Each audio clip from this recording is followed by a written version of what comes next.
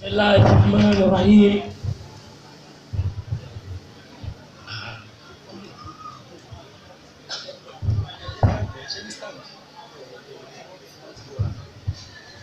أعوذ بالله السميع العليم من الشيطان الرجيم.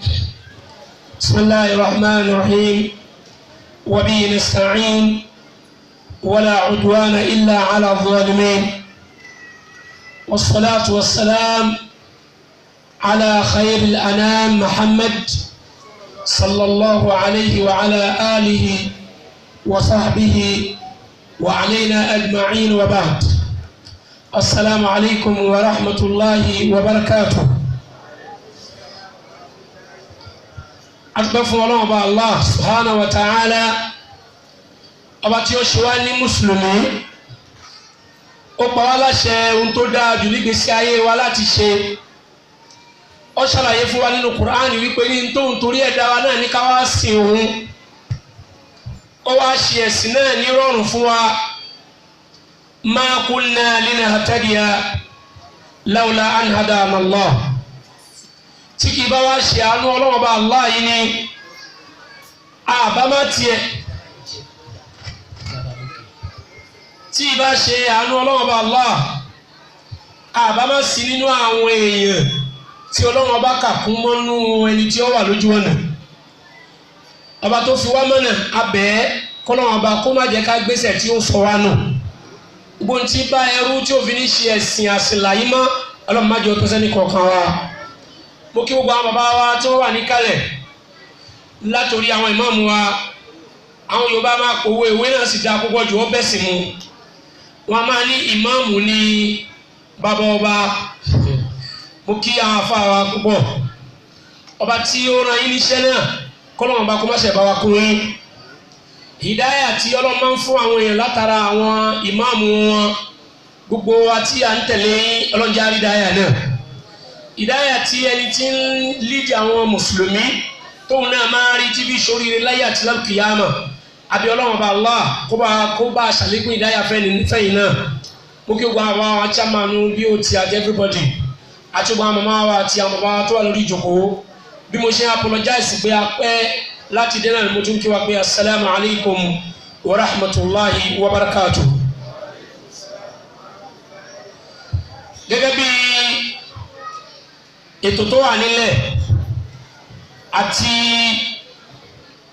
tọ́pìkì tí ó wà níwájú wa, òun náà ni trial and tribulations. How can we deal with trials and tribulations? This is our topic. Bó la ṣe fẹ́ bá òkè ìṣòro àdánwò tọ́lọ́run bá gbé wá, fìtínà tọ́lọ́run bá gbé wá, ìbtìlá, àdánwò, ìdánwò àbí mùsíbà tọ́lọ́run bá gbé wá. Ojú wo ni mùsùlùmí gbọ́dọ̀ fi wò ó? Ipò wo ló yẹ ká bá mùsùlùmí nígbà táwọn mùsíbà yìí bá dé? Ọba àlékè ọlá ti jẹ́ kó yé wa nínú Qur'an wípé ní kò sí ọgbọ́n tẹ́ ẹ fẹ́ dá táwọn Ọlọ́run ọba Allah táà ní dán yín wò. Àyà yìí wá pọ̀ nínú Qur'an púpọ̀. Mo rọ̀ wá ká farabalẹ̀ níwọ̀nba ìgbà tí a fẹ́ lò kí a lè rí ọgbọ́n láti inú Qur'an àti hadith Ànábì wa Muhammad. Ọba àlékè ọlá ń sọ fún wa nínú Qur'an Surat Muhammad. Ọlọ́run ní wala nabluwannakum hatta na'lama al-mujahidina minkum was-sabirin wa nablu akhbarakum. Ọba àlékè ọlá ní a máa dán yín wò. Ẹ má fọkàn balẹ̀ pé kò ní sádánwò. A máa gbé òkè ìṣòro wá, a máa gbé ìdánwò wá.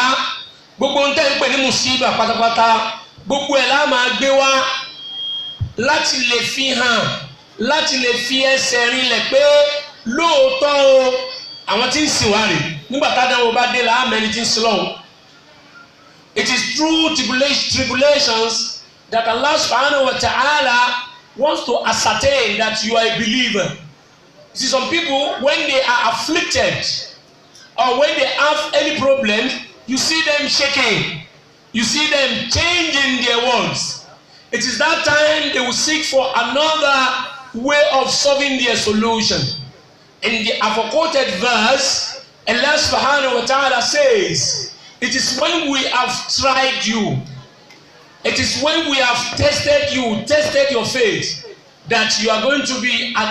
be accepted, and you are going to confirm your faith that you are believers. So with this ayah, it is clearly noted that Allah has promised to test us, to try us. Ọba àlekè ọlá ti jẹ́ kó yé wa nínú àyà yìí pé kò sọ́gbọ́n tá a lè dá tá a lè kọjá àdánwò. So ìyá wa àdánwò yẹn yàtọ̀ ọ̀tọ̀ gbogbo ẹ̀ náà láti bẹ̀. Kí wá lélẹ́yìí tó sì ń kírun ọlọ́run ọ̀bẹ ṣàdéhùn pé òun kírun ò ní dẹ̀wò. Kí ni ká ti wá gbọ́ ọlọ́run tí mo sì ń bẹ̀ ẹ́ torí pé ń bẹ lọ́wọ́ ò túmọ̀ sí pé ò ní rádánwò. Irú eléyìí wo ló wá ń ṣẹlẹ̀ sí ó ṣe dé láti Mákà ni ọlọ́run yẹn ò tiẹ̀ kàn mí torí pọ́nrán yẹn ni kí n dán yín wò kí n lè fi hàn wípé ní lóòótọ́ tèmi ọlọ́run ọba Allah òun lè ṣe. Ọlọ́run nígbà tá a bá dán yín wò na'lamul mujahidina minkum nígbà náà láà fi hàn ọlọ́run ti mọ̀ wá tẹ́lẹ̀ ọlọ́run nígbà náà láwá fẹ́ fi hàn á fi hàn dáadáa wípé ní lóòótọ́ àwọn eléyìí ń ṣe ìgbìyànjú sójú ọ̀nà tọ́lọ́run nítorí ọlọ́run ni kìí ṣe pé wọ́n ń ṣe ìgbìyànjú nítorí ayé. was-sabirin ayé na'lamu as-sabirina minkum ọlọ́run nígbà àdáwò láàmú oníṣùúrù àtàbà àti ṣe wá sí ẹgbà fọlọ́run àti jàmáà tó ń sọ pé insha Allah lẹ́yìn ọlọ́run kò tún sí nǹkan míì ó dìgbà àdánwò ká tó mú ẹ́ bádánwò ọ̀bá dé àlè mẹ́ni ọlọ́run bádánwò ọ̀bá dé àlè mẹ́ni tó lè dúró tọ́lọ́run àtẹni tí ó sálọ. Inú Suratul Anbiya àyà 35 ọba àlekè ọlá tẹ̀síwájú pé wa nabluukum bish-sharri wal-khayri fitna. Subhanallah. Sọ̀rọ̀ pé nígbà míì irú àyà ta kàtá yìí yọ̀nà wá sẹ́mi wa pé bọ́lá ń bá fẹ́ dán yẹn wò bóyá bí kò pa ọmọ rẹ̀ àbáwọn àdánwò tá a sọ pé eléyìí ṣe wá ṣẹlẹ̀ báyìí ǹjẹ́ ọmọ wá sẹ́mi wa nìyẹn pé bóyá aburú nìkan Ọlọ́run fi ń dán yẹn wò. Àyà ta kà yìí inú Suratul Anbiya ọba àlekè ọlá sọ fún mi àti yín pé wa nabluukum bish-sharri àwọn nǹkan tẹ́ ń pè ní àwọn bismillah. A'udhu billahi minash shaytanir rajim. Wa nabluukum kullu nafsin dha'iqatul maut wa nabluukum bish-sharri wal khayri fitnah wa ilayna turja'un. Ọba àlekè ọlá ní gbogbo ilẹ̀ tọ́kú wò lẹ́yìn náà Allah subhanahu wa ta'ala ìwọ̀n sọ fún wa pé àtẹni tí ò tí ì kú nínú yín náà nabluukum bish-sharri a máa gbé aburú wá nígbà míì tí ó máa dádánwò wal khayr a máa gbé dáadáa náà wá nígbà míì tí ó máa dádánwò. Àṣekéyàn ó ra mọ́tò nígbà míì Ọlọ́run lè fi ṣàdánwò fún àṣẹ ọmọ bíbí nígbà míì Ọlọ́run lè fi ṣàdánwò fún. Mo ń wáṣẹ́ o Ọlọ́run láwa gbéṣẹ́ ńlá fún un afẹ́ wo bóyá yóò ṣì dúró tàwọn Ọlọ́run àbí òní ráyè láti lọ sí lọ́wọ́ mọ́. Ọ̀nà méjèèjì lọ́lọ́run ló fi ṣàdéhùn pé òun máa bá dánwò wá. Àdáwò lè wá nípa àwọn nǹkan tí ò ní tẹ́ wa lọ́rùn tá a máa fẹsẹ̀ jẹ́lẹ̀ pé kí ló délé yìí fi ṣẹlẹ̀ báyìí. Àwọn nǹkan tọ́lọ́run sì tún gbé wá tí ó fa ẹ̀rín tá a máa yọ̀ tá a máa jó jàgínníjàgán nígbà míì Ọlọ́run ní máa tún fi dán yín wò. A lot of people, by the time Allah subhanahu wa ta'ala answers their prayer, you don't find them in the mosque again. That is the fitna. Ẹ máa rí oní ọmọ ṣíwájú inshallah nígbà tí o ti sọ̀rọ̀ bó o bá ti dé ní rí mọ́. Bọ́lá bá ti dé ó yẹ kẹ́ ẹ understand bí o bàtà wà available yẹn ní responsibility ni. You see, a lot of responsibility náà ni ò já ráyè mọ́ àárín halaka abọ́dá màrún fọ́lẹ́ ẹ wo ẹ sábà bá ṣàdúrà kára yẹ ó lé ráyè tó fi kú o ọ fà yé lè fọlọ ni. Sọ Ọlọ́run ní dáadáa a máa gbé wá nígbà míì láti fi ṣàdánwò fún yín. Àlòmí ń bẹ Ọlọ́run ọmọ níjọ́ tó ti rí ọmọ yẹn kò tiẹ̀ rántí ọlọ́mọ nígbà ó tiẹ̀ jẹ́ pé jọ́ súná gan ló ti bẹ̀rẹ̀ sí apá òfin Ọlọ́run tí ń fi Búdà ṣe ìsúná ẹni you see èmi rò pé ọmọ mi lè lọ lé kéwú no ọmọ ẹ lè rọmọ ẹ lé kéwú ẹ lè rọmọ ẹ níbi tí wọ́n ti ń ṣẹ̀sìn because a máa sọ pé àwọn èèyàn ọmọ mi ò lè bá wọn jókòó you see àwọn ọmọ yẹn rọ̀ ọ́f mọ́ṣáláṣí yẹn rọ̀ ọ́f kó tó ní ọmọ gbogbo àdúrà ní ti ń ṣe ó bẹ́ẹ̀ lè sọ pé mọ́ṣáláṣí yóò kú sí ṣùgbọ́n ọjọ́ tó mọ́ bá dé yóò wá sọ ọmọdé ọ̀tá ọlọ́run má ṣe orí bẹ́ẹ̀ fún wa. Ànábì wa Muhammad sallallahu alayhi wa alihi wa sallama Ànábì ní inna idoma al-jaza ma idomi al-bala ẹ̀yin mùsùlùmí ẹ lọ gbọ́ o ẹ lọ múra kalẹ̀ o bí ẹ bá ṣe fẹ́ kẹsàn-án yín ó tó lọ́dọ̀ Ọlọ́run bẹ́ẹ̀ náà làdánwò tí ọba yín ó ṣe tó o ẹni bá bẹ́ẹ̀ di tó bẹ́ẹ̀ di ààyò Ọlọ́run kó máa retí àdánwò ńlá o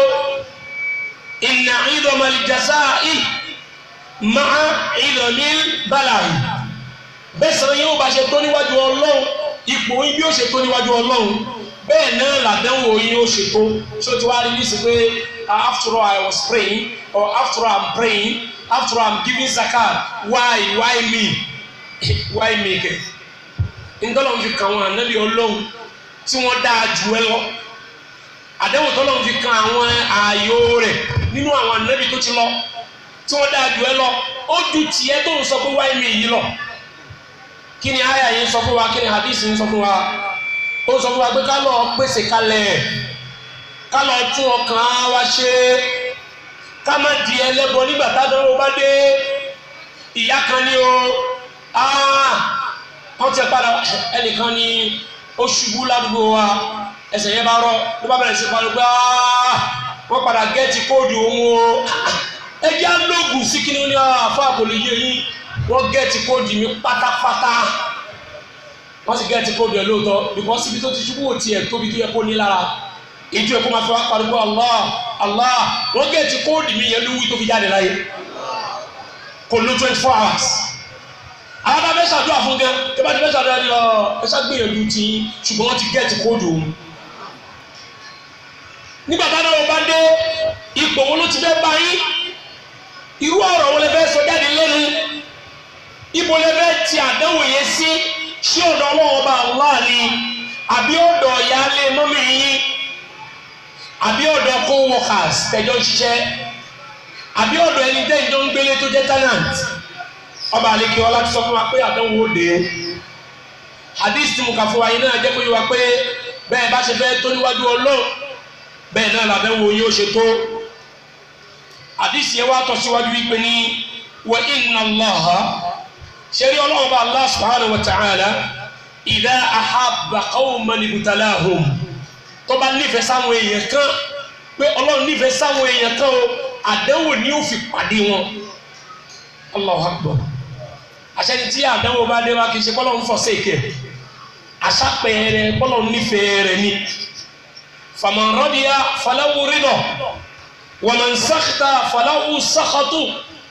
ẹni àdánwò bá wá dé wá bá tó wá ṣe sùúrù ìyọ́nú Ọlọ́run wà gbò dáhùn lẹ́yìn tó ṣe sùúrù ni ẹni àdánwò bá dé bá tó bá yarí tó bínú tóun náà ń kọrin wáyé ní ìbínú Ọlọ́run wà dé sí ọlọ́mọ bínú sẹ́ni kọ̀ọ̀kan wa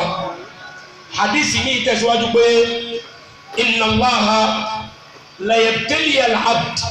fima a'tahu Ọlọ́run máa dán ẹrú wò látara ntọ́lọ́run fẹ́rú náà ni ó ti dán wò ọlá tó fún àlàáfíà tó fún agbé àrùn wá nígbà míì agbé ìbẹ̀rù wá nígbà míì agbé àìlówó lọ́wọ́ wá nígbà míì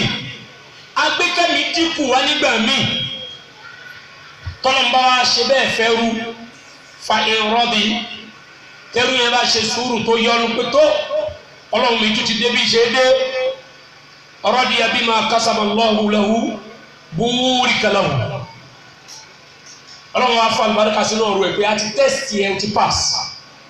wọ́n wọ̀ sáàmù Ọlọ́run á ní kí arísìkí yẹn pọ̀ sí kálàáfíà yẹn pọ̀ sí nígbà tó ti ṣe sùúrù nígbà tá a tẹ́sítì ẹ̀ wa in lam yarda tí ọba wa yọnu lam yubarak lahu wa lam yuzad ala ma kutiba lahu Ọlọ́run wa ní fàlùbáríkà sí kò ní bọ́ nínú àárẹ̀ ẹni Ọlọ́run sì ní fàlùbáríkà sínú tó ti fún ẹ já lọ ṣe sùúrù dáadáa òun ni mùkọ́dímọ̀ wá sí yìí ń sọ fún wa ẹ̀yin náà sì mọ̀ pé kẹ́ ẹ tó múyàn láàyò àwa tá a dé èèyàn fúnra wa ká tó múra wa láàyò á kọ́kọ́ examine ẹ̀ wọ́n fẹ́ gba ẹ̀ síbi iṣẹ́ ọmọye interview tó ṣe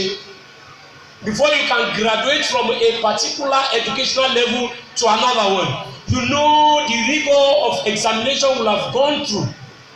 wọ́n náà mọ̀ tójú ẹ̀rí kó tó ka primary tán wọ́n náà wò tí gbà kó o lè wọ secondary wàá ṣe tún ṣe JAMB wàá ṣe common entrance kó o tó wọ university wàá ṣe JAMB wàá ṣe WAEC wàá tún ṣe post JAMB kí ni túmọ̀ ẹ̀ wọ́n fẹ́ test ẹ bóyá o tó gbangba sùn lọ́yẹ bẹ́ẹ̀ náà lọ́lọ́run náà fẹ́ test ẹ bóyá o lè jọrin o sọ àdánwò ọlọ́run ọba a máa wá lọ́nà tó pọ̀ ọba ní kí ọlọ́wọ́ ajẹ́ bóyá wà wípé ní àwọn kan máa sọ̀sọ́ kó sọ pé iṣẹ́ ayé ni ó gẹ́bí tí mo sọ pé ní wọ́n gẹ́ẹ̀tì kóòdù òun o ọlọ́wọ́ dá lóhùn padà nínú Suratul Hadid aya 22 to 23. أعوذ بالله من الشيطان الرجيم ما أصاب من مصيبة في الأرض ولا في أنفسكم إلا في كتاب من قبل أن نبرأها إن ذلك على الله يسير لكي لا تأسوا على ما فاتكم ولا ما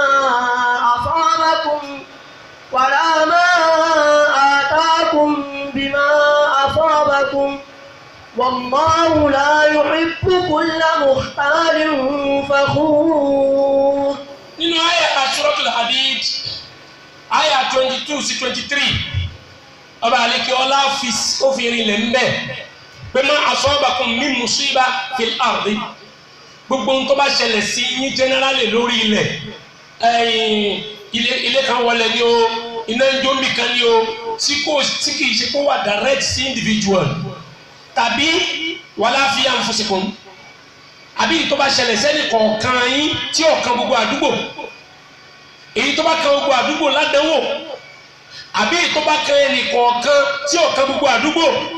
ọlọ́run ní kò sí kan nínú ẹ̀ tó ṣẹlẹ̀ illa fi kitabin min qabli an nabraha ọlọ́run ló ti ń bẹ lọ́dọ̀ àwọn ọlọ́run pé ń tí ó ṣẹlẹ̀ nìyẹn. So for you to ascribe it to somebody is as if you are denying the power of Allah, the ability of Allah to have encapsulated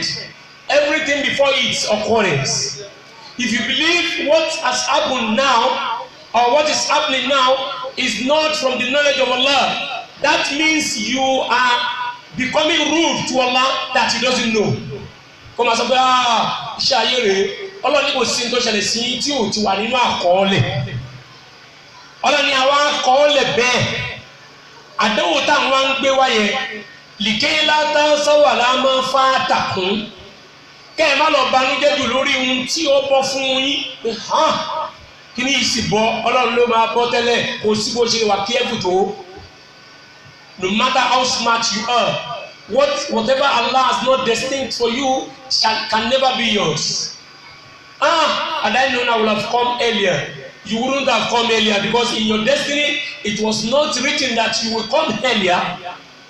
Had I known, I would have said that thing before Muhammad said it. Allah said you wouldn't have been able to say it because we have not written it down to you or for you. So, ẹ má rò pé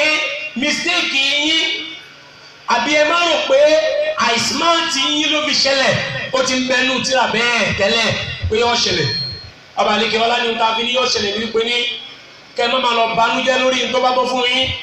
kẹ́ ẹ sì má máa lọ dunnú lórí ní tí ẹ bá ní lọ́wọ́ pé èmi náà mo smart gan ni tí kì í bá ṣe pé mo smartness yín kọ́ ó wà nínú kádàrá ni ká má wàá kádàrá yìí gbọ́ ká má ṣìkọ̀dọ̀ Ọlọ́run gbọ́ pé ọba ti ní yọ ṣẹlẹ̀ tẹ́lẹ̀ náà bí n bá kú náà máa kú náà ni tí n bá Ọlọ́run bá ní máa lówó náà ni Ọlọ́run wá tún ṣàlàyé ẹ̀ síwájú wípé ní gbogbo ohun tó bá ṣẹlẹ̀ yìí ó wá pín sí ọ̀nà bíi márùn tí àdánwò máa ń gbà wá. Ọ̀nà àkọ́kọ́ al-ibtila bima'na al-iman aw bima'na al-imtihan nígbà míì Ọlọ́run máa ń gbé àdánwò wá láti fi tẹ́sì yín ọba àlekè ọlá a máa gbé àdánwò wá láti fi tẹ́sì ẹrú ìyẹn làkọ́kọ́ ọ̀nà tádánwò ń gbà wá pọ̀ àkọ́kọ́ nù rìn nínú Suratul Ankabut ọba àlekè ọlá ń sọ fún wa pé ahasiban nas. أعوذ بالله من الشيطان الرجيم أحسب الناس أن يتركوا أن يقولوا آمنا وهم لا يفتنون ولقد فتنا الذين من قبلهم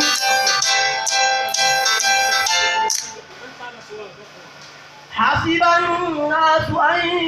يتركوا أن يقولوا آمنا وهم لا يفتنون ولقد أحسب الناس أن يتركوا ṣé ẹ̀yin yẹn rò pé ká expect àwọn Ọlọ́run ká fi yín lẹ̀ أحسب الناس you expect Allah to leave you so that you claim to be Baba Adini and the Ahlus-Sunnah wal Jama'ah wọ́n la ìfìtàlẹ̀ kámá dẹ̀yìn wò kẹ́kọ̀ọ́ kílẹ̀mù pẹ́ ní Ọlọ́run ní káàsì gbà bẹ́ẹ̀ Ọlọ́run ṣe ń tẹ́ ẹ̀rọ nìyẹn ni ìyẹn ò possible. ولقد فتنا الذين من قبلهم ọba àlejò ọlá ní àti dáwọn tó ṣíwájú yín wò àwọn tí wọ́n pera wọn lẹ́ni Ọlọ́run àbáwọn tí wọ́n sọ pé àwọn fẹ́ já ọ̀rẹ́ àwọn Ọlọ́run ṣíwáfẹ̀yìn adéwọ̀n wo bá Ànábì Muhammad sallallahu alayhi wa alihi wa sallam bó ṣe jẹ́ ọ̀rẹ́ Ọlọ́run tọ́lọ́run nífẹ̀ẹ́ rẹ̀ tó Ọlọ́run dáwọ́ gbogbo ohun tó lè ṣèyàn tí yóò fi sọ pé ẹsẹ̀ láàánẹ́bí Ọlọ́run ní gbogbo ẹ̀ ló ṣe gbogbo ohun tó lè ṣe ẹ̀dá èèyàn tí ó sọ pé Ọlọ́run sì ló rán mi iṣẹ́ èyí ṣe wá lè tó yìí gbogbo ẹ̀ ló ṣe ọmọ rẹ̀ kú ọmọ yẹn tá Ànábì bí ọmọ yẹn ọmọ tó bí mélòó ló bí ọmọ méje là Ànábì bí ẹyọ kan ló gbẹ̀yìn ẹ̀ ẹyọ kan gbogbo mẹ́fẹ̀ẹ̀fà ìṣojú Ànábì ló fi kú ìwáyà tẹ̀ sọ fún wa pé kan nínú wọn nígbà tí ń pọ̀ ká kú ó wà rán Ànábì tó jòkó fàfi qalbihi annahu idha tasarra ila abihi yunqidhuhu abuhu min al-mawt ìkan nínú wọn ó rán Ànábì tó jòkó báyìí ó wà pé bàbá mi ló jòkó yìí ẹni Ọlọ́run ní jẹ́ ìsáré lọ bẹ̀ kí n má kú ó dọ́dọ̀ Ànábì náà padà kú ọmọ mẹ́fà ó kú fún yẹn lórílẹ̀-èdè Nàìjíríà ńlẹ̀ Yorùbá ilé ni ọmọ mẹ́fà kẹ́ máa ṣe wá sí fún pé ẹni Ọlọ́run sì ní ẹ́ o Ọlọ́run nífẹ̀ẹ́ rẹ ni kò ní sọ pé àfa ìdágbà ẹ̀ lọ́ọ́ jókòó ẹ má ṣe wá sí àga fún mi Ọlọ́run ní nífẹ̀ẹ́ yẹn kó ṣe léyìí fún mi jàmá ọmọ mẹ́fà tàǹtàn fẹ́ni tọ́lọ́run ni mo nífẹ̀ẹ́ rẹ fẹ́ni tọ́lọ́run fi ṣe ìgbẹ̀yìn gbogbo àwọn ànábì Ọlọ́run fẹ́ni tọ́lọ́run sọ pé òun ní ó lídìí gbogbo àwọn èmi ní ọ̀kọ̀ọ̀kọ̀ wà ní Jánnà fẹ́ni tọ́lọ́run sọ pé èmi ni mo nífẹ̀ẹ́ rẹ ààyò rẹ ni mí ó wá pa ọmọ mẹ́fà nínú àwọn ọmọ ẹ̀ bàbá wa kí ló ṣe é tó fi gbà pọ́lọ́run ti fọ́sẹ́kì wọn èyí tí wà sí èyí bẹ́ẹ̀ sọ fún wa ní pé máa retí àdánwò tó bá sì dé kó ṣe sùúrù ọmọ mẹ́fà lójú ọ̀nà dáwà mọ tójú ẹ̀ rí mọ àgbàgbọ́ tá Ànábì kan lójú ọ̀nà dáwà nígbà tí ń bọ̀ láti Tọ́ìf wọ́n sọ òkò fún kí wọ́n sọ òkò fún àbá àkílẹ̀ mọ́mọ́ ojú òkò ní ṣe kí wọ́n sọ òkò fún kò ní sọ fún wàláhì gbogbo ilẹ̀ ìyàwó rẹ̀ ẹ̀yà gbẹ́kú oko nígbà tó lọ Tọ́ìf sọ́nà minhu annahum yaqbaluna da'watahu akthar min alladhina tarakuhu aw tarakahum fi Makkah ẹ̀mí rẹ̀ ní pé tó bá lọ Tọ́ìf wọ́n á tẹ́wọ́ gbaṣẹ́ yẹn ju bí tí ń bọ̀ lọ. wọ́n làkọ́ ní bàtà nínú alladhina min qablihim òun ni mo ní kí n ṣàlàyé díẹ̀ ká tó máa lọ bá tiẹ̀ ní tí ó gbé káwọ́ tà Nábì. ó wá bẹ̀rẹ̀ wá sí náà fajama'u sufaha'ahum wa sibyanahum liyarmaw wa liyarjumuh. àwọn akú àwọn kéékèèké jọ ẹ má bọ̀ àwọn kéékèèké ní ìlú àtàwọn ọ̀dẹ́ àwọn tó yẹ pé tẹ́ ẹ bá fún wọn ní búrẹ́dì 5 naira tẹ́ ẹ bá ní kó pààyàn 5 yọ pa wọ́n wá kó wọn jọ wọ́n wá ní ọya ẹ mọ sọ lóko bẹ́ẹ̀ bá yẹ sọ̀kò sí bẹ́ẹ̀ bí òkò yín bá ṣe dùn sí bẹ́ẹ̀ náà ṣe gbẹ̀bù sí wọ́n wá bẹ̀rẹ̀ sí sọ ànábì lóko kọ bá nǹkan míì wá síbẹ̀ o la ilaha illallah wọ́n sọ lóko débi gbogbo ara rẹ̀ ń ṣẹ́jẹ̀ gbogbo ojú rẹ̀ ń ṣẹ́jẹ̀ fataqaddama Zayd ibn Haritha yudafi an an-nabi Zayd ibn Haritha wà wò pé ìyá yìí pọ̀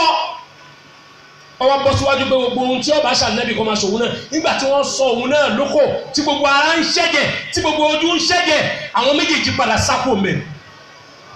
nígbà tí wọ́n wá kúrò nínú ìlú tí wọ́n wá ń lọ ni Malakul Jabal wá dé pé ìwọ ọ̀rẹ́ Ọlọ́run ó sì ṣe é yẹmọ̀yẹmọ̀ báyìí ọ̀dà Ọlọ́run ló rán mi sí ẹ èmi lòkè tí èmi ní màlẹ́kà tí ń mójútó gbogbo òkè tí ń bẹ nílùú yìí Ọlọ́run ní kó sọ ń tọ́ ọba fẹ́ fún mi ìyípa gbogbo òkè tí ń bẹ lápá ọ̀tún àti tí ń bẹ lápá òsì àti gbogbo òkè tó sọ̀rọ̀ ní gbogbo ìlú yìí ìyípa aláṣẹ tí ó pa wọ́n rẹ báyìí kí la Nabi wí sallallahu alayhi wa alihi wa sallam Ànábì ní tí mo fẹ́ kọ́lọ́hún ó ṣe ni pé kó bá mi yọ mí ní aslabihim kọ́lọ́hún yọ nínú àwọn àrọ́mọdọ́mọ wọn àwọn tí ó gbaṣẹ́ yìí tí ó gbé káàkiri ayé ìyẹn ni mo fẹ́ kọ́lọ́hún fi ṣe compensation fún mi torí mo mọ̀ kọ́lọ́hún ní ń dára bẹ́ẹ̀ bá rí àfáàfin ní ìsìn wọ́n bẹ̀rẹ̀ sí lérí ogun sí ni wallahi tallahi ọlọ́wọ́ wọlá èmi àfá ẹ̀yà ìgbẹ́ adéwò kan Ànábì ẹgbọ́n tọ́lọ́wọ́ bá aláǹsọ ń pa ẹni ọlọ́ni ẹfẹ́ wà lùjẹ́ náà ẹgbọ́rú àwọn tó ti lọ síwájú yìí ni mọ̀sátì umulibasa wad-darra wa zulzilu ọlọ́ni ìpọ́njú mú wọn elbasa ìpọ́njú mú wọn àti jẹun wàhálà wad-darra ìnira mọ́ wọn tó ṣíwájú yìí wa zulzilu èmi Ọlọ́run mi wọ́n jìgìjìgìjìgì hatta yaqula ar-rasul والذين آمنوا معه متى نصر الله tí dá Nábì fi gbọ́hùn ní gbọ́hùn ti páyọ̀ Ọlọ́run àtàwọn tó ń bẹ̀rẹ̀ bí Ànábì pé Ọlọ́run o ìjọ wo làrán ṣe tó wí ó dé kọ́lọ̀ tó sọ pé alá inna nasrallahi qarib jama díẹ̀ nìyẹn nínú àwọn tádẹ́wò bá Ànábì tó súnmọ́ wa tá a jẹ́ àlùmọ̀ fún directly ni mo sọ̀rọ̀ rẹ̀ yẹn wọ́n á da ìgbẹ́ sínú yàrá rẹ̀ wọ́n á gbé igi ẹlẹ́gùn sójú ọ̀nà wọ́n á pè lórúkọ tí ó dá wọ́n pè wéré kò sí ní tàn ṣe fún wọ́n lọ́wọ́ gbé ìgbẹ́ àgbẹ̀jù ẹran wọ́n gbé lẹ́lẹ́rìí bí kínkín kírun gbogbo àdánwò yìí ló ṣẹlẹ̀ sí Ọlọ́run ní pẹ̀lú bẹ́ẹ̀ náà Ànábì ò yẹgi àti gbogbo àwọn sàhábé tí ń bẹ lẹ́yìn rẹ̀ torí bẹ́ẹ̀ walaqad fatanna alladhina min qablihim ولقد فتنا الذين من قبلهم فليعلمن الله الذين صدقوا ويعلمن الكاذبين. Apadà síbi tá a ti bẹ̀rẹ̀ lónìí ẹ má gbàgbé pọ́pọ́sì alákọ̀ọ́kọ́ àti rízìnì alákọ̀ọ́kọ́ tọ́lọ́run fi gbé àdánwò dé ni mo ń sọ yìí ó fẹ́ tẹ́sítì yín wò lọ́dọ̀ àwọn linguistics àwọn linguists wọ́n ní láàmù yẹn láàmù tawkid ni nínú ẹlẹ́ẹ̀kejì náà nínú tawkid thaqila ni àwọn aráàfin tá a fi fọ̀rọ̀ nílẹ̀ ọlọ́ni wala ya'lamanna alladhina nígbà yẹn ni ọlọ́wọ́n ọba Allah ni ó ṣe ẹ̀dámọ̀ pé àwọn ọ̀rẹ́ mi olódodo rèé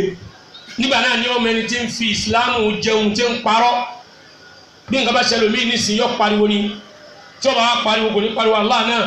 ẹlòmí ọkọ̀ọ̀sẹ̀ yóò sọ pé níyàs ẹlòmí ọkọ̀ọ̀sẹ̀ yóò gbé awálù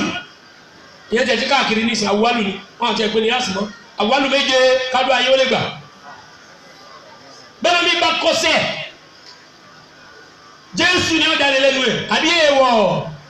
Ọlọ́run nígbà tí Ádámù bá dé láàmọ̀ yín ẹ lè borí dẹ́dẹ́dẹ́ báyìí ẹ lè ní ọgbọ̀n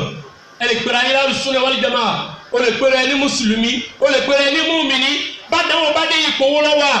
bọ́ọ̀ bá yẹgẹ tó dúró tọ́lọ́run nígbà náà ló jẹ́ mùmìnì ṣùgbọ́n tó bá yẹgẹ tó ti bẹ̀rẹ̀ sí rò kúrò àbí wà sí mo lọ ṣe lánàá ló bí eléyìí àbí àwọn náà ní sọ pé ẹ ṣe pẹ̀lẹ́pẹ̀lẹ́ wá sí ìlejò ayé lé o ọlọ́run ṣe wá pẹ̀lẹ́pẹ̀lẹ́ wa minan nas nínú àyà mi suratul hajj ọlọ́run bá aláà ní wa minan nas man ya'budullaha. wa minan nas man ya'budullaha ala harf fa in asabahu khayrun itma'anna bihi wa in asabahu fitnatun sharrun inqalaba. أصابه شر انقلب على وجهه خسر الدنيا والآخرة الله ذلك هو الخسران المبين. الله túbọ̀ Ọlọ́run tún sọ jàmá Ọlọ́run ní ìdí tá a fi ń gbé mùsíbà wá tá a fi ń gbádùn wá a mọ̀ pé àwọn kan ń sin àwọn Ọlọ́run pẹ̀lú iyèméjì wọ́n wà lórí fẹ́ǹsì. Ina asabahu khayrun itma'anna bihi tó rí bá dé tó bá bẹ́ẹ̀ ra mọ́tò tó rí ra ní alhamdulillah musulmi ni wá tó bá bẹ́ẹ̀ bímọ tó bá bímọ yé a ní musulmi ni wá alhamdulillah ṣùgbọ́n wa ina asabahu sharrun inqalaba ala wajhihi tí wàhálà bá dé yóò yípo eléyìí léjú kùrìsí yóò rẹ eléyìí ní sinmi ọmọ àṣàṣàkóso yìí nísìnyí ọ̀ràn ti pé nínú ọ̀rọ̀ olé ìdílé àwọn oníbàwọn ṣe ń ṣẹ́tù rẹ̀ ẹgbọ́ ìsẹ̀málù lọ́gàwé lọ́dọ̀ ọlọ́ni aláhárifín ó wà lórí agbede méjì kò wọlé sínú ìsìláàmù tán kò jáde kó mẹ́ yọ máa wò pé ṣé ó dà bí òní dá tó bá dá mùsùlùmí ni tí ó bá dá yìí kọ́lábà aláwájú yìí kò nídìí láti dààmú yọkàn yípo ní straight yọkàn mú kùrìsí yìí ní ọba yípo ní sílẹ̀ máa gbọ́ pé ẹ má fi kúlí sínú kúlí wallahu mọ́ ẹ máa sọ pé wallahu nìkan kó lè ṣiṣẹ́ ẹ lọ mú ẹ̀jẹ̀ ẹlẹ́dẹ̀ kẹ́ẹ̀bí fọ́ọ̀ntú nísì ní ọ̀pá aburú ní ọ̀pá ẹbọ pọ̀ mọ́ ìsìlámù nísì nígbà tí ń bá ń da fún yóò sọ pé alùsùnnà lòun nígbà tí ń bá ń da fún yóò sọ pé òun bẹ lójú ọ̀nà tí ọba dá máa yọ ọ̀nà tí iná kàlẹ́ tí wọ́n lò léke pé kíni tó bá dá àrùbá yóò ní bá ṣe ṣe ẹ lọ mú mímu tí ń bẹnu Muhammadu ẹ kún lójú ẹkú yẹ pé ojú orí èèyàn sí ó yẹ kórúkọ àwọn àgbà sínú ẹ eléyìí pọ̀ lọ́dọ̀ àwọn afọ ààrẹ pẹtẹ fún àbàbà ńláwo tí n bá wá mọ́ṣáláṣí tó bá dáa lẹ́ẹ̀mọ́ rí tí ó máa pèrè lẹ́ni eré ń wá sàṣà láàtù níjọ́ tí ìjìnà bá dé oníbàbá aláwo tí ó kọ̀ǹsọ́ọ̀tì tó o bá wà lórí ìjókòó yìí lọ́ọ̀ túbá gbogbo ọlọ́run ṣe ròyìn fún ẹ wàá máa gbọ́ ròyìn tọ́lọ́run fún ẹni bẹ́ẹ̀ tó yẹ pé fi nahari Allah Allah wọ́n sá mú Kùránì dání fi nahari Allah Allah lọ́sàn Allahu ni fi layali ya'lamullah tó bá dòru ó máa ti ń consult yóò borí wọn mọ́ṣáláṣí alásàlátù ni tó bá yí wọ́n ní babaláwo ẹlòmíì nínú ẹni tí ń pèrè ní mùsùlùmí kò gbà pé n tó dé Ọlọ́run ló gbé wá yóò wá lọ wo pé ẹ sábà mi wò ẹ sá ti ẹ̀jẹ̀ mọ́bí tó ti ṣẹlẹ̀ ta ló wà nídìí ọ̀rọ̀ yìí gbogbo ọ̀tọ̀ bá lórí ìjọba ìtọ́ ń bá ń woṣẹ́ ọ̀ ń ṣàṣedànù èmi kọ́ mo wí bẹ́ẹ̀ ọgbọ̀n nú àyà Kùránì nísìnyí èmi kọ́ mo wí gbogbo mùsùlùmí tó bá lórí ìjọba yìí ti ń lọ woṣẹ́ ẹ rí i pé àdéhùn ní yéèyàn ó woṣẹ́ ẹjọ́ kìíní tí ń ṣẹlẹ̀ yìí mo fẹ́ mọ̀ ta ló wà ń díẹ̀ àfàànáwó agbéyẹ̀pẹ̀ kalẹ̀ ẹni tí ò rí nǹkankan a máa ní kọ́bùlà kárìjì kọ́bùlà dáàkìlì kan wọ kọ́bùlà jáànìbí ntàwọn yìí ọ̀tá pọ̀ fún yín tani ọlọ́ta tẹ́lẹ̀ jàmá ọlọ́run ní ẹni ibi afẹ́ dáàmọ̀ ẹni ire afẹ́ dáàmọ̀ ọwọ́ ajúwe tẹ́yìn náà fi dáàmọ̀ láàrin ara yín tẹ́ẹ̀fì ọmọ bíi tẹ́ẹ̀ bìlọ́ǹgù sí ó lẹ́ni ibi lẹ́ni tó jẹ́ pé tí ń bá ń dá ó remain as Muslims tí ọba dáàmọ̀ inqalaba ala wajhihi yóò yípo nísinísí ní òyìnbó yìí bó ṣe mọ kùrìsí yóò náà ló mọ fọ lẹ́yìn náà ọba àlekè ọlọ́wà ní irú ẹni bẹ́ẹ̀ o khasira dunya wal akhirah ó ṣòfò láyé ó tún ṣòfò lálùkìyàmù ọlọ́mọ ṣe ni àti yín lólófò ẹ̀ẹ́dì kó fóònù yẹn ìyẹn láti sọ pé kó dúró déédéé torí pé ọgbẹ́ni tó ń ṣe Allah kọ́ lórí remain as Muslims ọlọ́ni kul anunabbiukum bil akhsarina a'mala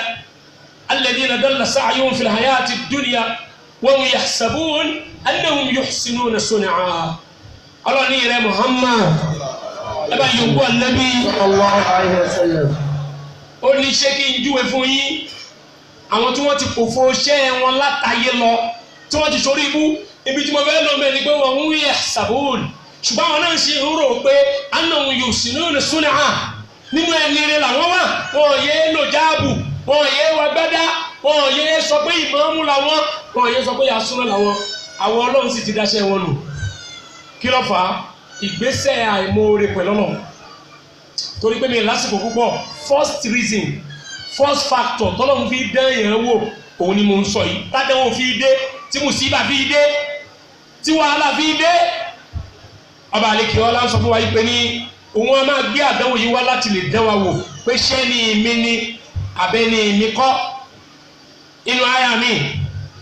suratu Ali Imran àyà 179 Allah subhanahu wa ta'ala is re-establishing the fact that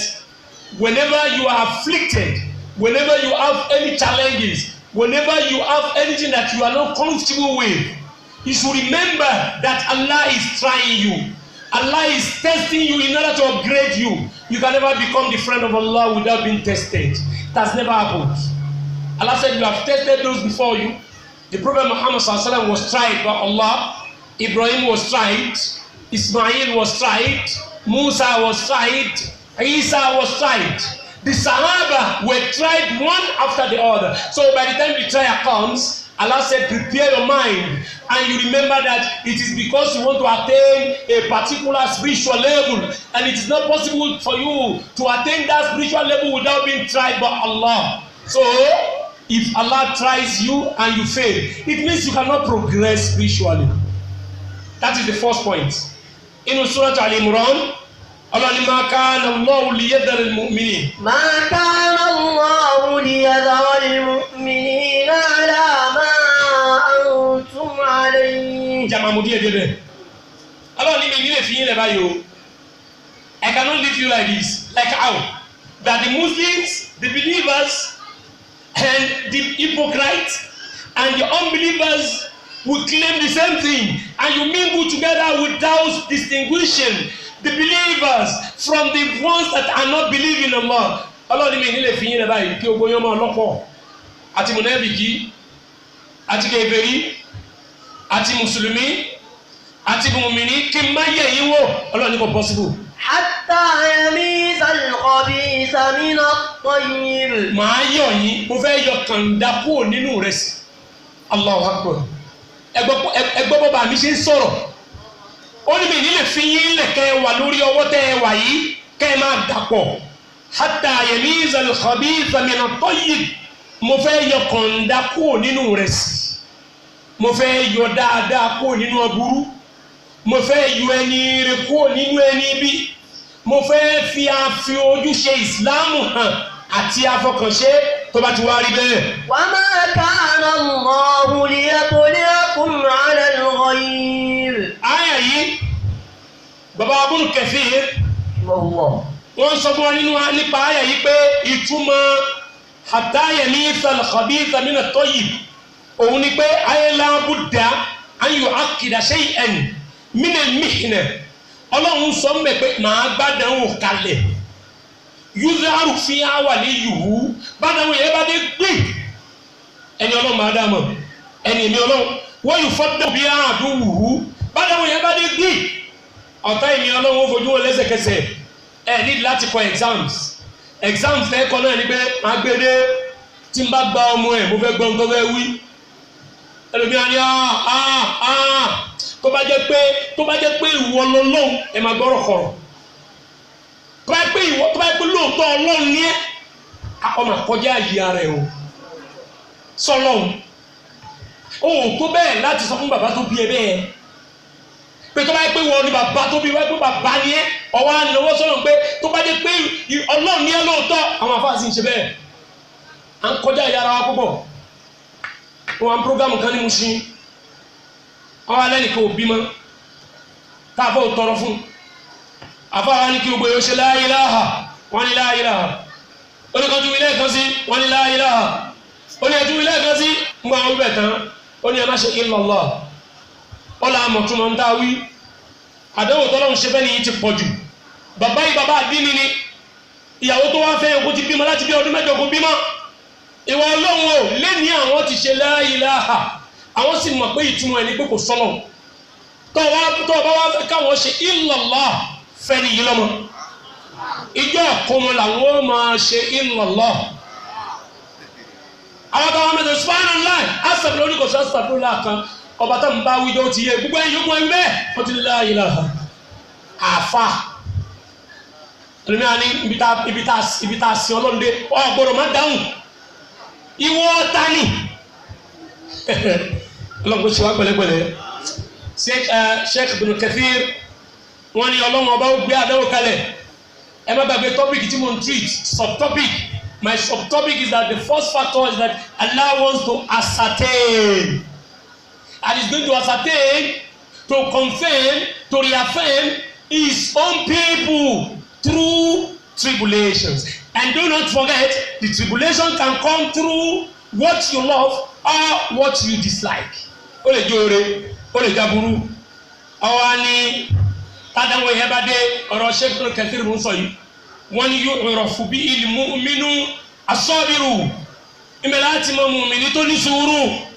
Min al-munafiq al-fajiri. Àmọ́ munafiki tí ń faṣọ ìsìláàmù bóra. Kama mayyasa bainahum yawma Uhud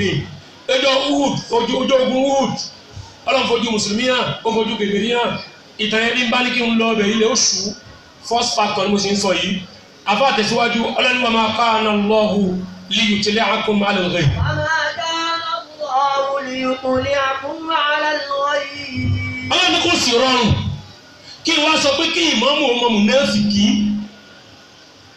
ìfẹ́ yọ̀ǹda kó jẹ́ pé ìmọ̀ọ́mọ̀ wọn wà ọmọ mùnáfìkì láàrin jẹ̀mọ́ rẹ̀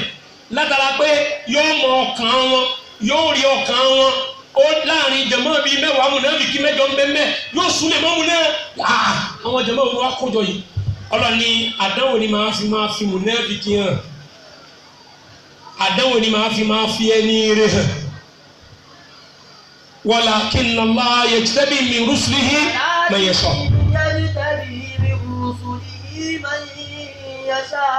ẹja bọ́ sí ẹlẹ́kejì ẹlọ́dì ẹmú ẹ̀yà wa ẹ̀yà àlùjànnà ọlọ́mọlẹ̀ ikú àlùjànnà àdánwò ni o wọ́n ní bọ́lá ń bá gbá ọmọ èèyàn tó bá gbà kan nínú àwọn ọmọ ẹ̀ wọ́n wá pé ìmàlẹ́kà wọ́n nínà ẹ ti gba ìdùnnú ẹ̀ wọ́n ní bẹ́ẹ̀ ni ẹ ti gba ìtutù ojú ẹ̀ wọ́n ní bẹ́ẹ̀ ni kí ló wá wí tó bá jẹ́ ní tó ṣe sùúrù àwọn màlẹ́kà ní ó ṣe sùúrù o kò sọ́sọ́kúsọ o wọ́n ní ọlọ́ọ̀ni ẹ̀ lọ́ọ́ bá mi dùnnú èyí tí mo gbà lọ́wọ́ ẹ̀yẹ èyí tó ju bẹ́ẹ̀ lọ lọ́nà àìbẹ̀rún èmi ọlọ́run ó ṣe fún tó bá wá banújẹ́ tó faraya ọlọ́run wa sọ pé ẹ lọ́ọ́ bí pé ṣó lágbára lórí èmi ọlọ́run ó ṣe sùúrù o kò ṣe sùúrù o kò sí ohun tó lè ṣe àfi kó gbà fún mi ọlọ́run. The second reason is ìdí kejì tí àdéhùn fi wá الابتلاء بسبب المخالفة أي مخالفة الأعداء àdáwò máa ń wá nígbà míì látara pé nǹkan yẹ kí mùsùlùmí ó ṣe àbí nǹkan yẹ kọ́mọ nìyẹn ó ṣe náṣọ́rálì tí ó bá ṣe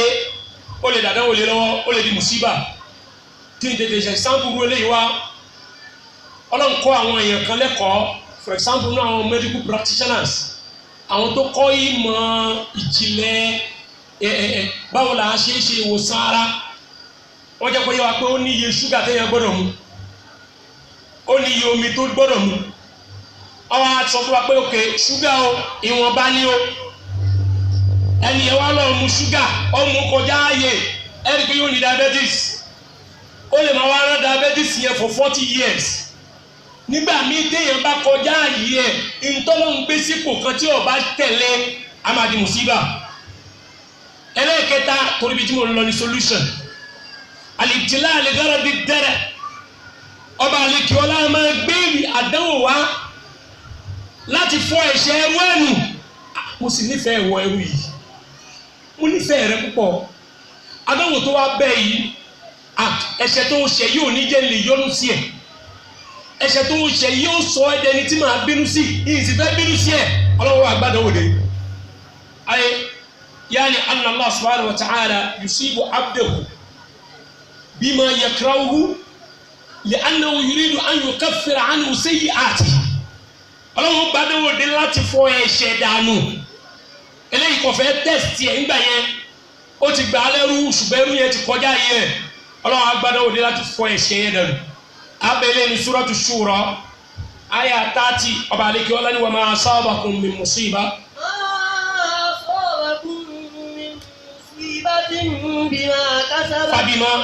فبما كسبت أيديكم ويعفو عن كثير. ọlọ́run ní nígbà míì àdánwò tó bá wá gbá yín nígbà míì àṣẹ̀lísọ́tọ̀ fún tẹ́fọ́ ara yín fà ní o ẹ̀ṣẹ̀ yín nígbà míì mo lè jẹ́ kádánwò dé pẹ̀lú ẹ̀ torí pé mi ìfẹ́ kẹ́ ẹ jìyà lọ́dọ̀ èmi ọlọ́run ẹ̀ṣẹ̀ á máa fa àdánwò ó ti ṣe ṣìnà nígbà tí ń bẹ ń kékeré ó ti ṣe ṣìnà ó ṣe ṣìnà títí ọdẹ olóhùn gbà fọlọ́wọ́ ọmọrì ńgbà ọlọ́mọ agbádọ́wò dé kò bímọ ńgbà tí wọ́n máa fi dé ọ̀dọ̀ dókítọ̀ pé kí la fẹ́ ṣe sí báyìí ọwọ́ ni wọ́n pọ̀ ẹ ti perforated ìwà perforated kò lè bímọ mọ́ ọlọ́run ni mo fàdánwò yẹn dé mo lágbára kó o ṣe ṣìnà kékeré kó o sì bímọ ṣùgbọ́n ìfẹ́ kó jìyà ṣìnà yẹn mọ́ lọ́dọ̀ èmi ọlọ́run mo wá fi ìyà ìnírọ́mọ bí jẹ́ ọlọ́run a máa fi ìyà arú ẹ̀jẹ̀ yẹn látara pé ó fẹ́ fọ ẹ̀ṣẹ̀ ẹ̀ nù ó ní nǹkan míì tó bá dé báyìí ńgbà míì àdánwò yẹn wá as a result of ẹ̀ṣẹ̀ tẹ́ ẹ ṣe ní ọlọ́run wa ya'fu an kathir èmi ọlọ́run ọba máa wá ń ṣàmójúkúrò ọ̀pọ̀lọpọ̀ ẹ̀ṣẹ̀ òun ni ò jẹ́ kádánwò yẹn pọ̀ jù bẹ́ẹ̀ lọ nínú Suratun Nisa aya 79 ọlọ́ni ma asabaka min hasanatin. ma asabaka min hasanatin fa min Allah. ọlọ́ni gbogbo dáadáa tó bá dé wá bá yín àtọ̀dé ní ọlọ́ni. wa ma asabaka min sayyi'atin fa min nafsik. aburú tó bá dé nígbà míì the first thing tó ní láti ṣe ni pé kó o béèrè pé níbo ni mo ti ṣe lọ́wọ́ má béèrè pé ta ni mo ṣẹ̀ ntí Yorùbá máa kọ́ wí nìyẹn ta ni mo ṣẹ̀ ọba tó o ṣẹ̀ ló mọ̀ pé o ṣẹ̀ kì í ṣèyàn má bẹ̀rẹ̀ pé ta ni mo ṣẹ̀ ọlọ́run bó mo ti ṣẹ̀ ọlọ́run èrè ẹ̀ṣẹ̀ mi rèé ẹni tó bá gbà pé èrè ẹ̀ṣẹ̀ òun làdánwò tó dé ọlọ́run fẹ́ forí ẹ̀jì òun ni ẹ̀rí pé kò ní ronú pẹ́ nìkan ló ń ṣe òun but it's very difficult for us to say that oh Allah, I know this is as a result of the sins that I've committed. Hardly will you see Muslims saying that. Ta mo ṣẹ̀ báyìí. Níbo ló gbà yọ sí mi yìí ta mo ṣẹ̀ bá ń bí wọ́n. Ọ sọ pé Ọlọ́run ó sì forí ẹ̀ṣẹ̀ jì ní ẹ̀ṣẹ̀ mi rèé. Àìsàn bẹ́ẹ̀ o. Nítòsí yẹ ká sọ nù. O wá interview, o wá iṣẹ́, o ò ríṣẹ́ yẹn. Ọlọ́run ẹ̀ṣẹ̀ mi rèé. Ọlọ́run foríjì mi. Ẹ̀ṣẹ̀ ni Mùsùlùmí ó kọ́kọ́ pe àdánwò kọ́lọ́ lè foríjì. Kì í ṣe pé ó ascribe ẹ̀ sọ́dọ̀ èèyàn. Ọlọ́run ní gbogbo aburú tó bá ṣẹlẹ̀ sí yín látọ̀dọ̀ ara yín ni. wa arsalnaka linnasi rasulan wa kafa billahi shahida. Ìyàwó Aisha radiyallahu anha.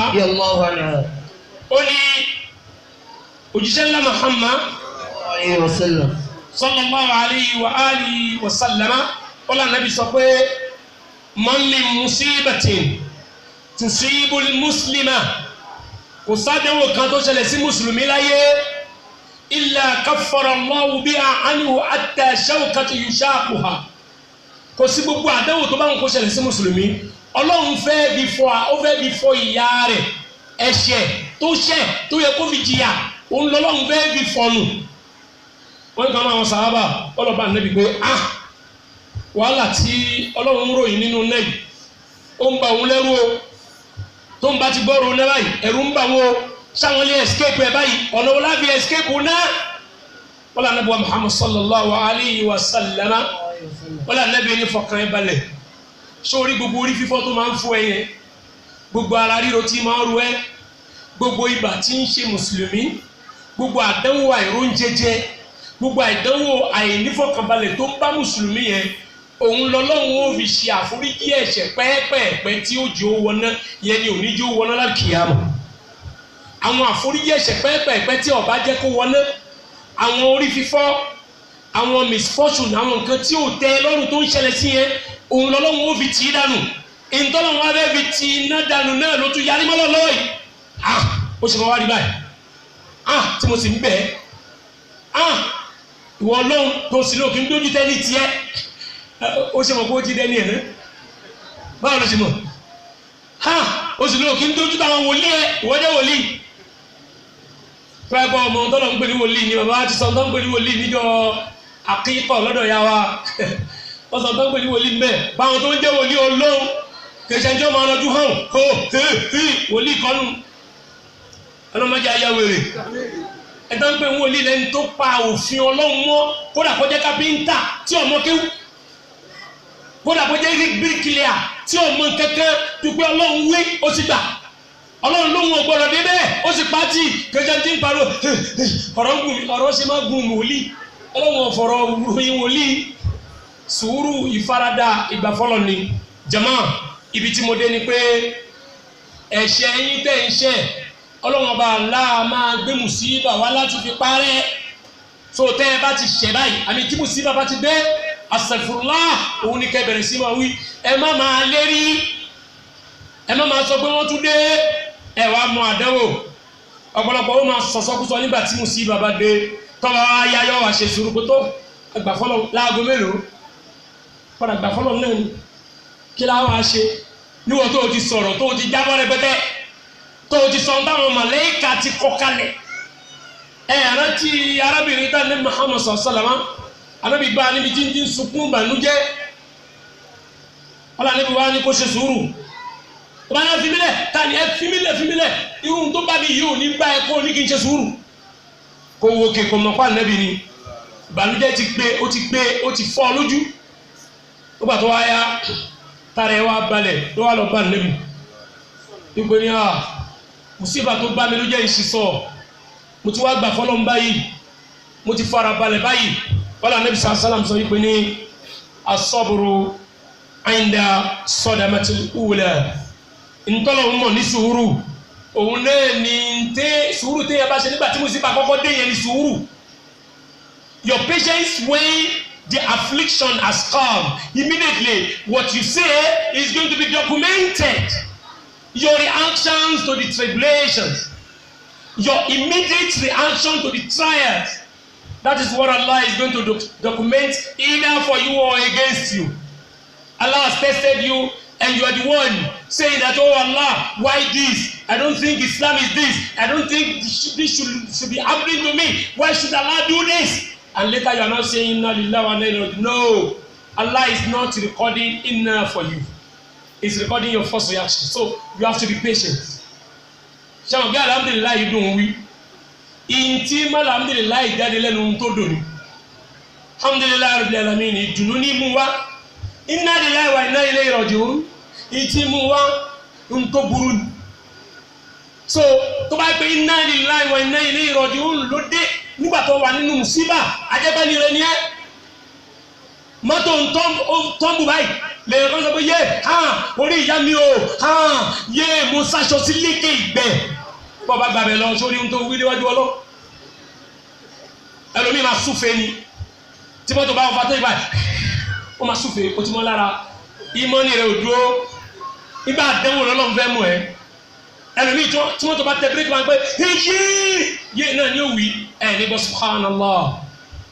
níbo inna lillahi wa inna ilayhi raji'un fa'alina an nu'awwid hadhihi al-adhkar ó yẹ kó mọ́ wa lára tí wọ́n bá múná dé lásán ká mọ̀ tí mùsùlùmí fẹ́ wí tí wọ́n bá paná tó òru bá pọ̀ ká mọ̀ tí mùsùlùmí fẹ́ wí ìpìlẹ̀ lómi máa ṣẹ́ pé olórí Buhari ó tún múná lọ n tó ti mọ́ lára náà nìyí n tí mùsíbà bá bá yẹn lẹ́nu ẹ̀ ló máa wí níwájú Ọlọ́run jàmá ibi tí mo dé ni pé ọba aleke ọlá a máa fi mùsíbà a máa fi clean èèyàn a fi ṣe ìrẹ́sà láti pa ẹ̀ṣẹ̀ rẹ ẹ jẹ́ mú hadith kan sí wá kí n tó bọ́ sí pọ́ìntì mi ó ní ma yusibul muslim min nasabin wala wasabin wala hammin wala huznin wala adha wala ghammin hatta shawkati yushaquha illa kaffara Allahu biha min khatayahu. ẹgbọ́n tá ní Muhammad wí ẹ̀wọ̀n tó kà sílẹ̀ aburú kan ò ní ṣe mùsùlùmí àrònú kan ni àrònú bàjẹ́ ni àdánwò tí gbomijé lójú yẹn ni ìrònú gbèsè ni ìbínú pé báwo lè ṣe ṣẹlẹ̀ ló mú banújẹ́ ni débi pé ròyìnròyìn ó gbé lulẹ̀ tí ó fi lè rí nǹkan kan ṣe mọ́ kódà bẹ́gùn bá gún lẹ́sẹ̀ ẹ̀gún tó máa ń lọ sí ẹ̀gún bá gún lẹ́sẹ̀ Ànábì ní gbogbo orú nǹkan bẹ́ẹ̀ tó bá ṣẹlẹ̀ sí Ọlọ́run bẹ́ẹ̀ fi pa ẹ̀ṣẹ̀ rẹ ni onímọ̀sọ́lẹ̀ kan pé you have headache as a Muslim. This hadith is confirming that Allah is erasing your sins with it. But it depends the way you have managed your tribulations. Ó fẹsẹ̀ gún, ọkọ̀sẹ̀, orúmú ẹ, òforígbá, ilẹ̀kùn mú ẹlẹ́sẹ̀, ó sanwó nù. Ọlọ́run fẹ́ fi pa ẹ̀ṣẹ̀ rẹ ni. Ọ̀yàn bá sanwó nù ní sí wọ́n fẹ́ wá ta ló gbé e. Àwọn lọ di Kùránì lókùn ṣòkòtò. Wọ́n fi kọ́kọ́rọ́ sínú ẹ̀ ìdáwà bá ń dálẹ̀ lọ́pọ̀ jù àwọn agbé tó bá yẹ pé owó tí Sálífù sọnù yìí tó yẹ pé Sùlẹ̀mánù ló gbé ìwọ Kùránì kó yí kọ́ jábọ́ àfà ó rojọ́ níwájú Ọlọ́run tó bá yẹ pé ntọ́lọ́wọ́n bá Allah fi sọ Kùránì kalẹ̀ lò Ọlọ́run sọ fún wa ní Suratul Baqara àyà 216 Ọlọ́run wa asa an takrahu shay'an wa huwa khayrun lakum. kutiba alaykum القتال وهو كره لكم وعسى أن تكرهوا شيئا وهو خير لكم وعسى أن تحبوا شيئا وهو شر لكم والله يعلم وأنتم لا تعلمون. àyá Kùránì yìí nígbà míì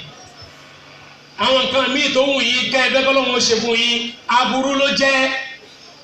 àwọn nǹkan míì tọ́lọ́wọ́ sì ṣe tí ọ̀tẹ́ yín lọ́rùn dáadáa ló jẹ́ fún yín lọ́dọ̀ Ọlọ́run Ọlọ́run lé mi Ọlọ́run ni mo mọ̀ wallahu ya'lamu wa antum la ta'lamun mọ̀ ń tọ́ dáa fún mi èmi ni mo mọ̀ ọ́n nígbà míì àwọn aburú tó rò kó ṣẹlẹ̀ yé dáadáa ló jẹ́ ó lè jẹ́ pé rahma in disguise ẹ̀jẹ̀ ń sáré mú tàn ká wá ń bẹ̀ kí n lè bọ́ síbi tí mo ń lọ bana àwọn alékéwú wọn kọ́ wa nítàn yẹn nínú àwọn tíra tá a kà fún mọ̀tọ́lá wọ́n ní bàbá kan ó pe ọmọ rẹ̀ pé yabuneti ilé ọmọ mi obìnrin aw yabuneya ilé ọmọ mi ọkùnrin ata'rifu anna Allaha ya'lamu kulla shay'in wala yahdusu fil ardi shay'un illa sabaqa fi 'ilmihi ìwọ ọmọ mi o ọmọ nínú ǹjẹ́ ọmọ pé Ọlọ́run gbogbo nǹkan lọ́mọ kò sí ní tó ṣẹlẹ̀ tọ́lọ́run ọmọ sí ọmọ yẹn ní tó yé mi ni pé dáadáa lọ́lọ́run máa ń ṣe aburú tó bá ṣẹlẹ̀ iṣẹ́ ayé mi bàbá níbẹ̀ ni oníbẹ̀ ni o bàbá bá ní kó gorí ẹṣin wọ́n bá ń lọ wọ́n fẹ́ lọ mọ̀ bàbá ń lọ dáadé wọ́n ní bàbá ní mo fẹ́ lọ fi hàn ẹ́ pé gbogbo ń tó ṣẹlẹ̀ ó yí Ọlọ́run ń tẹ́ wọ́n ń pè láburú ìgbà míì dáadáa ni ọmọ gorí ẹṣin pẹ̀lú bàbá ẹ̀ wọ́n bá ń lọ nígbà tí wọ́n dé àárín ibì kan oúnjẹ tí wọ́n gbé dání ó jábọ́ lulẹ̀ bóúnjẹ ṣe jábọ́ lulẹ̀ tí wọ́n ń dù oúnjẹ dà sílẹ̀ kò ṣeé kó ọmọ wa ń bèèrè lọ́wọ́ bàbá rẹ̀ pé ya abẹ́tì arabbuka fa'ala hadha ìrẹ́ bàbá mi sọ́lọ́ náà ló tún da oúnjẹ nù ọba tá ń lọ wo iṣẹ́ rẹ̀ ló da oúnjẹ nù wọ́n ní bàbá ní fa'alahu Allah sabaqa fi ilmi rabbik Ọlọ́run ti mọ̀dí tó fi ṣe wahtasibu khayran liyakun khayran lak ìrẹ́ ọmọ mi jẹ́ ká gbà pé oore lọ́lọ́run fi ṣe ọmọ lọ́dà wọ́n tún lọ ẹṣin tí wọ́n ń gùn lọ ló bá tẹsẹ̀ bọ́nú wò níbi tí wọ́n ti ń fa ẹṣin àwọn méjèèjì ṣubú wọ́n fa ẹṣin ibi tí wọ́n ti ń du ẹṣin yẹn ẹṣin ti fẹsẹ̀ gbé ìṣó ẹ̀jẹ̀ ń dà lára ẹṣin gbàbẹ̀ kú ọlọ́run bá tún ní yàrá bẹ̀tì rẹ̀ bàbá mi rabbuka fa'ala hadha ṣọlọ́run náà ló tún ṣe lẹ́yìn wọ́n ní bàbá ní sabaqa fi ilmi rabbi ọlọ́mọdé tí ń bí ń ṣe bẹ́ẹ̀ ṣe bójú ọ̀nà rẹ̀ láwà wahtasibu khayran liyakun khayran lak ẹjẹ́ àgbà pé dáadáa lọ́lọ́run ṣe wọ́n bá sọ fún bàbá pé ya abati rabbuka sharirun ajẹ́bọ́bá tí ń yan ọba aṣaburú ni gbogbo tó ń ṣe dáadáa ọ̀rọ̀ tẹ́ ń pè ní dáadáa yìí aburú ni bàbá ní wọ́n wọ́n ṣáàjà lọ wọ́n tún lọ sọmọ pé kò sẹ́sí mọ́ ebi ń pa wọ́n ebi ń pọ́ mọ́ ń pariwo gbótó wọn lọ́lọ́run ti ló ń jẹnu kò sọ gbọ́dọ̀ abẹ́ dá ọmọ yẹn náà tún wá tẹsẹ̀ bọ́ ní ìṣó wọ́n ń yọ ìṣó yẹn lọ́wọ́ gẹ́gẹ́ bá a ṣe èyí sọ́pà nàbì lówí o àwọn ìtàn tá a máa ń kà ní kékeré tí wọ́n fi ń gbin àkídà sí yẹn lẹ́mìí wọ́n ní bàbá kan bá ń sáré bọ̀ láti inú ìlú ló ń pe wá náà ráhù wá náà ráhù wá náà ráhù iná o iná o iná o wọ́n ń yọ ìṣó ọmọ tó wọ ọmọ lẹ́sẹ̀ tán lẹ́ni tó ń pariwo lẹ́dẹ̀ iná o iná o wọ́n ní bàbá yẹn wá ní ìbolo tí ń bọ̀ kí ló fa náà ọwọ́ afẹ́sì bàbá àtọmọ pé dúpẹ́ fún Ọlọ́run ọba yín pé tí ìwọ́nú ìlú yẹn ìlú tẹ́ ń lọ yẹn ibẹ̀ níná ti jó kò sẹ́nìkan tó ṣèfù mbẹ́ o èmi tí mi tí ìwọlé nìkan ni mo ṣèfù kálẹ̀ tí wọlé ni ẹ̀bá ti jóná gbọ́kẹ́ pariwo aláwọ̀ wọ́n ní bàbá afẹ́sì ọmọ pé yabunẹ́ yẹ eré ọmọ mi kullu ma hadatha laka wa khayrun amsal ogun tó ń ṣẹlẹ̀ látàárọ̀ ẹṣin ṣubú ká má bàa lọ jóná oúnjẹ dànù ká má bàa lọ jóná àtúndúró ìwọ náà tún tẹsẹ̀ bọ̀ sún lẹ́nu ká má bàa lọ jóná èwo laburú nínú méjèèjì ṣé oúnjẹ tó dànù laburú ni àbí kémi àti ó ti jóná ṣé kẹ́sìn ó ju kó ṣubú kó kú ni aburú ni àbí kémi àti ó ti jóná tó ń túmọ̀ sí pé tó ń jẹ ọ̀bá dànù tẹ̀sìn ọ̀bá kú tí wọn náà bá fẹsẹ̀ mú ìṣó àbá ti wọ inú ìlú yẹn àbá sì ti ṣe kí ni o àbá ti jóná lànà bí sàṣà sọ pé làwọn kùsùpà ànàlẹ hijab lára àyìnà aburú tí wọn ń pariwo kó lé o eléyìí lé o eléyìí lé o tọ́lọ̀ ń bá fi ohun tó ṣèfù ẹ̀ kú òun bẹ́ẹ̀ ọba máa dúpẹ́ ní pé Ọlọ́run ò ṣe é torí bẹ́ẹ̀ ká ṣe pẹ̀lẹ́pẹ̀lẹ́ tí mo sì bàbá dé ẹ̀rí alìtìlá tẹ̀kfíra lè tẹ̀kẹ̀yà alìtìlá alìtẹ̀kẹ̀yà mo ti sọ yẹn náà Ọlọ́run máa fi gbéyàn jáde a máa fi gbéyàn ga àsìkò ti lọ ẹ wá jẹ́ abọ́ sí kí ni solution how do we manage tribulations and trials because n ta ní ojú ìṣẹ́jú méje lọ́mọ́ ẹ̀yọ́ ọmọ ìyá nínú ẹ̀sìn gbogbo àyàtà àkàyé àti táàlì mẹ́nubà gbogbo hadith táàkà àti táàlì mẹ́nubà kò sí èyí tó sọ pé ayé ní ṣàbùrú ń bẹ ṣùgbọ́n ṣá àyà kan nínú rẹ̀ sọ fún wa pé ká ṣọ́ra wa wala tulqu bi aydikum ila tahluka ولا تلقوا بأيديكم إلى التهلكة وأحسنوا ó ti tó wà fà